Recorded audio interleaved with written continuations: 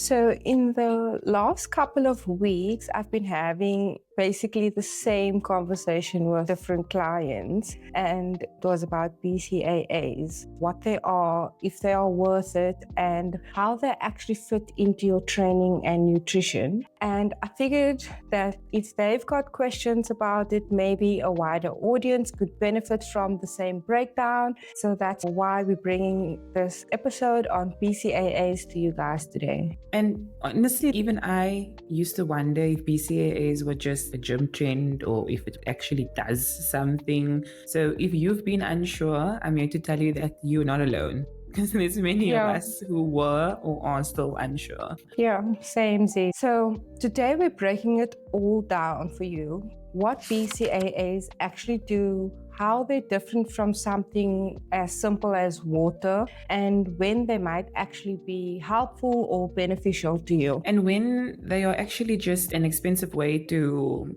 flavor your water. Like, are they? This is like the biggest question I think that people ask. So this is Giggles&Glutes, where fitness meets facts with a good dose of laughter along the way, as you just seen.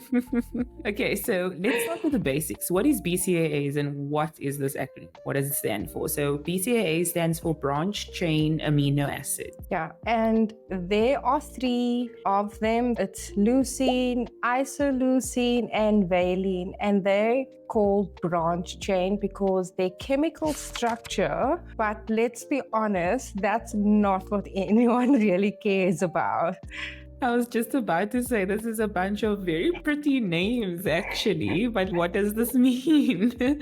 So what does matter is that they are essential amino acids. So basically this means that your body can't make these specific amino acids on its own. So you've got to either get it from food or supplements like BCAAs. Yeah, and of the 3, leucine is the star player. It's the one that triggers something called muscle protein synthesis. That's just a fancy way of saying let's build and repair muscle. Okay, so let's get into this question specifically. We hear all the time, can't I just drink water? And honestly, for short, the answer is yes. Like for hydration, water is king. Water will always be king. But BCAAs don't hydrate you. Water does. So this is the difference between the 2 of them. Yeah. However, BCAAs, on the other hand, are amino acids. Think of them more like support for your muscles, especially when you're training hard, fasted, or on low calories. So the question isn't really BCAAs versus water. It's what are you trying to achieve? If that is just hydration, then by all means stick to your water. But if you are training under tough conditions, then BCAAs might offer you a little bit of extra support above and beyond hydration. Here's the thing that surprises a lot of people actually. If you're eating enough protein throughout the day, you're already getting BCAAs naturally. If you are hitting your protein goals daily, and by that I mean eating your chicken, eating your eggs, having tofu, or whatever your body is getting those essential amino acids anyway. So chances are that you wouldn't need to actually add the supplement onto your good diet. Yeah, so unless you're training fasted, you're cutting calories really hard, not like just 200 calories, I'm talking 400 to 600 calories, which you shouldn't be doing in any case, or struggling to get enough protein in general, BCAAs probably won't make a noticeable difference. Let's break down who BCAAs could really be helpful for. So for one, fasted cardio. If you hit the gym early and you haven't eaten, BCAAs can actually prevent muscle breakdown. And number 2, low calorie phases. If you're deep in a fat loss phase and not eating much, your body might start pulling from muscle for energy, which is what we don't want. And this is where BCAAs can be beneficial because it can help protect that muscle. Yeah. And then the third one is plant-based diet. So if you are vegetarian or vegan or you struggle with complete protein sources, then BCAAs might help you fill some of those gaps in your diet. Yeah, 100%. And the pros of taking BCAAs are that it can reduce your post-workout soreness. It helps protect muscles during long or fasted sessions, and then flavored options can make hydration more enjoyable. We all know this. Yes. Like, oh, this is so tasty. A lot of people actually struggle with drinking water, actually, because of the flavor. Yeah. But I'd have no issue with drinking water pure. Same. What did you say? Pure. Oh, on the rocks. Okay, back to business. So the cons of taking BCAAs is it doesn't build muscle on its own, which basically means is that you can't rely only on the BCAAs to build your muscle. I don't want people to get the wrong idea here. It also won't help you if your protein intake is already high. So like we just mentioned, if you're already getting it in through a good diet, then you don't need the supplement as an extra.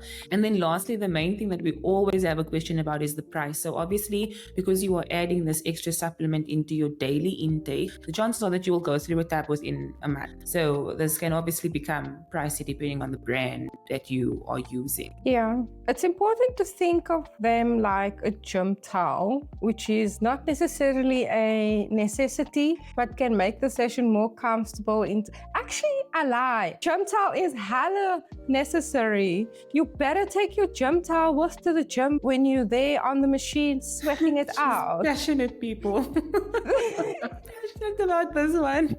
Anyway, a lot of people don't wipe down their equipment, actually. I think we should talk about gym etiquette. You know, hey, COVID had nothing on me because all my clients know I was wiping down that equipment before COVID came along. Mm-hmm. And it's because people just drip their sweat over the machines, they leave it soiled. Have some respect for common areas and for other people that need to use the equipment. Yeah. You are not the only person in the gym. You can do that in your home gym, mess it up as much as you want, clank the weights as loud as you want, and then complain tomorrow that the machines are always broken, but you don't think about how you're misusing it. Oh, I can get into this. Sorry. Tangent over. Okay. People we get sidetracked. Okay, so if you do want to try BCAAs, then what would be the best time do you think that people should take them? Personally, I say during, and this is how I take BCAAs because I do take them all the time. I now have a creatine that has BCAAs included into the creatine, which has been amazing actually for me. So yeah, definitely during your workout, especially if it's a long session, which Tane and I are training for 90 minutes. We're doing warm-up, cool-down, cardio, and our weights in that 90 minutes. And that's a long-ass session. So if you're training like that, if you're training for 60 minutes or more, I would recommend that you do need BCAAs because you're having muscle depletion in that time. And if you have a good BCAA, it will have other things added to it, like some good vitamins and minerals and stuff added to it. So always look out for BCAA that is also providing you with other benefits if you are going to be using one. Yeah, I agree actually with you. Yeah, and the suggested dose would be 5 to 10 grams or whatever it says on your container of product that you buy. You want to look for the ratio of 2:1:1. That way you know you're getting a good quality ratio of leucine, isoleucine, and Valine. And that ratio is actually very important because you want to make sure that you have at least twice as much leucine compared to the other two. Yeah, and before you even start to think about buying a tub of BCAAs, here's what matters more. Are you getting enough protein daily? Ask yourself this. Are you training consistently? Are you recovering properly in your sleep, in your hydration, on your rest days, making sure that you're not experiencing training burnout like we spoke about last week? All of those things are just as important. For sure. And it's also important to know that no supplement is going to make up for lack of sleep or poor food choices or skipping your workout. So, and I say this with love, and I'm sure Zoe does too, is that you need to be on track with everything. You can't be playing like a seesaw, like this Yeah. needs to be balanced, all of it. Always with love. So if you love your BCAAs, that's okay. We are not here to shame anyone's shaker bottle. So don't come at us.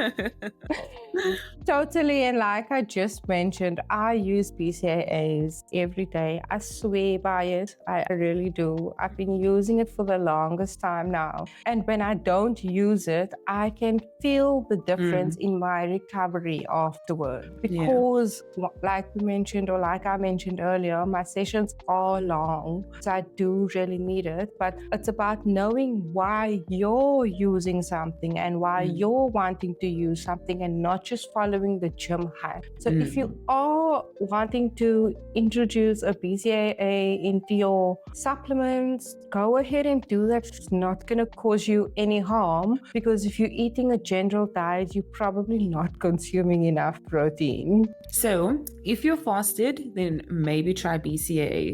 If you're in a very hard cut, then maybe also try BCAAs. If you are eating enough protein, then you are good. But hitting your protein goal is something that everybody struggles with. And I see this in my clients all the time. They're like, I have my meal, but I literally can't.